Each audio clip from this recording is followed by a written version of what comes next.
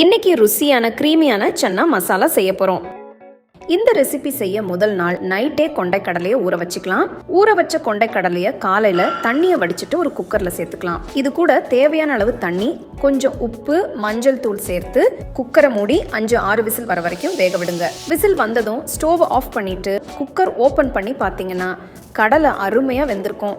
இப்போ வெந்த கடலையில இருந்து கொஞ்சமா எடுத்து 2 டேபிள் ஸ்பூன் தயிர் சேர்த்து ஒரு மிக்சர் ஜார்ல ஸ்மூத்தா அரைச்சி வச்சுக்கலாம். ஒரு பேன்ல எண்ணெய் ஊற்றி சூடானதும் சீரகம், பட்டை சேர்த்து வறுத்துக்கோங்க. இது கூட நறுக்கின வெங்காயம், கீர்ன பச்சை மிளகாய் சேர்த்து வதக்கிக்கோங்க. அடுத்து இஞ்சி பூண்டு விழுது, அரைச்ச தக்காளி சேர்த்து பச்சை வாசனை போற வர கொதிக்கட்டும். தண்ணி வத்துனதும் காஷ்மீரி மிளகாய் தூள், சீரகத்தூள், தனியாத்தூள், உப்பு சேர்த்து கலந்து விடுங்க. இப்போ கொஞ்சமா தண்ணி, அரைச்ச தயிர் மசாலா சேர்த்து மிக்ஸ் பண்ணுங்க. இதுல வேக வச்ச கொண்டைக்கடலை, கொஞ்சமா கரம் மசாலா தூள் சேர்த்து மூடி வச்சு ஒரு 15 நிமிஷம் கொதிக்க விடுங்க. எண்ணெய் பிரிஞ்சு கிரேவி கெட்டியானதும் நறுக்கி வச்ச கொத்தமல்லி தூவி இறக்கிடலாம்.